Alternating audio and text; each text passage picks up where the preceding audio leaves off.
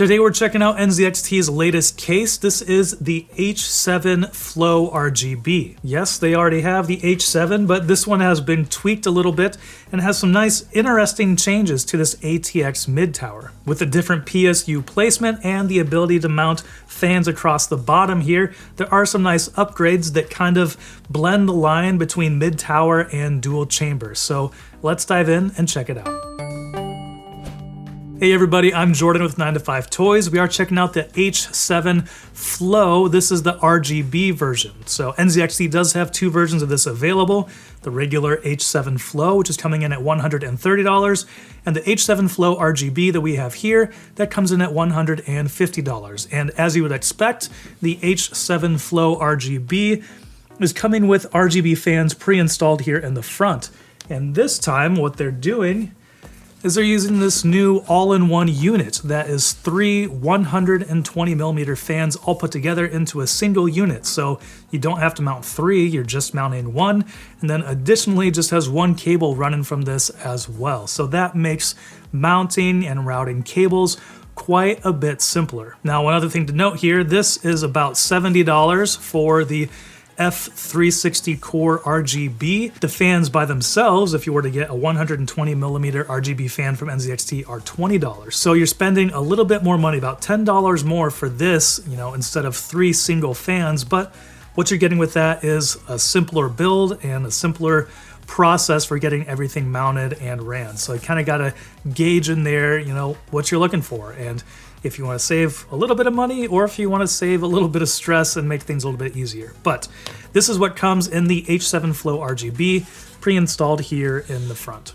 So what else has changed with this case? Well, I kind of mentioned it already, but the big thing here is that the PSU is now mounted vertically and hidden behind this white shroud here at the bottom. So what that does is that enables or allows this 360mm fan assembly to also be mounted down here at the bottom. Or you could do three individual 120mm fans down here. And so this is kind of like a dual chamber case setup. It's something that we saw in the H6 and the H9. So basically these fans are just directly pointed at the GPU and offer quite a bit more cooling there and quite a bit more airflow throughout the entire case. Turning the PSU on its side does change the dimensions of the case overall a little bit. This is 21.5 inches tall, which is about 1.5 inches taller than the older H7, that was 20 inches. And it's also about a 1/2 inch wider at 9.5 inches. Front to back though, it's about 1/2 inch shorter than the older H7. So few tweaks to the dimensions there, overall very similar. One other interesting thing to note here is that as of yet, what I've seen on the NZXT website is that there is no Elite version of this.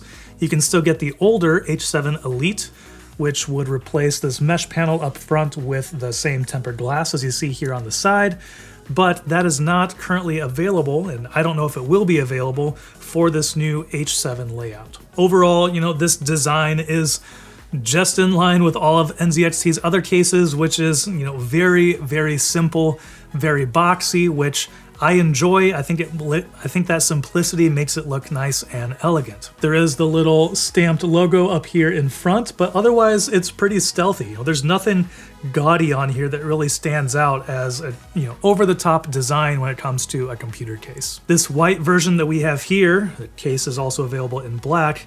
This glass is completely clear, so very easy to see through and see all of your internals here in the case.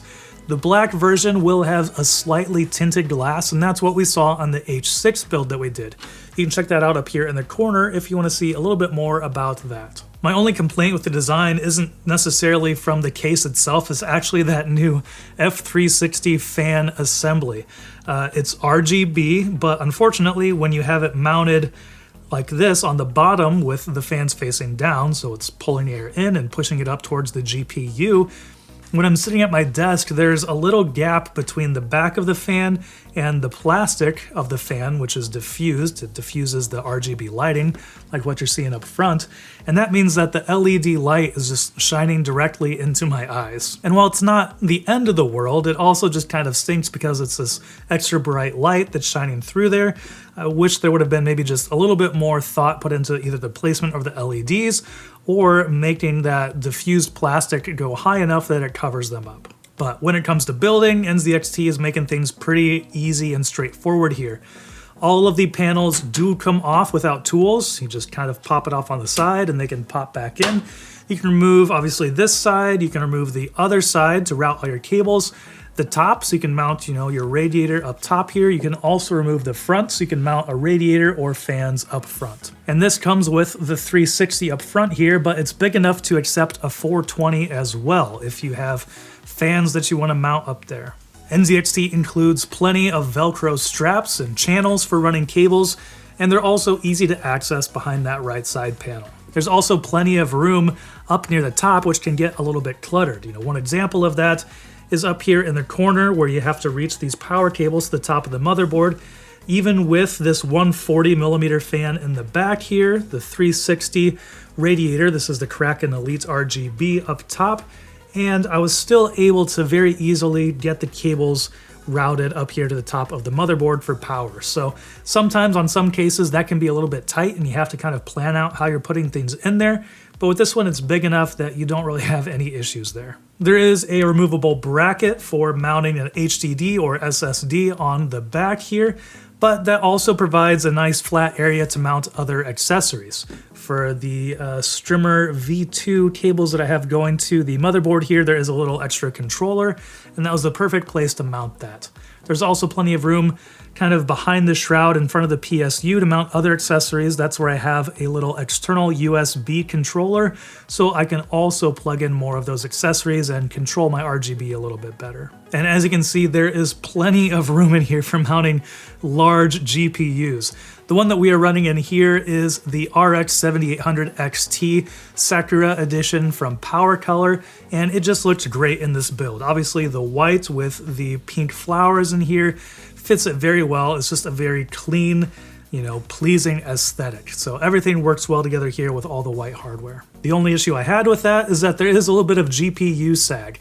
So my solution for that, I didn't have an actual official bracket for fixing that, is I took one of the PCIe covers back here, kind of measured how high it would need to be to provide enough force to keep that in place, bent it with a pair of pliers, and just kind of wedged it in there. So it's kind of wedged between the shroud and the bottom of the GPU, pushing it up, and that seems to be working well for me. Obviously, I think it would look cleaner if that wasn't there, but it looks better than having a saggy GPU. And moving on to cooling, just like having a dual chamber case, you have up to 10 fans in here, 3 on the bottom, 3 in front, 3 on top, 1 in the back, and that provides a lot of airflow moving around through this case. That can get a little bit loud. When I was testing and just turned all the fans up to max 100%, it was quite loud. You'd hear quite a bit of fan noise, but in my experience actually playing games, it never needed to get that high. When playing Battlefield 2042, the CPU was hovering around 60 degrees Celsius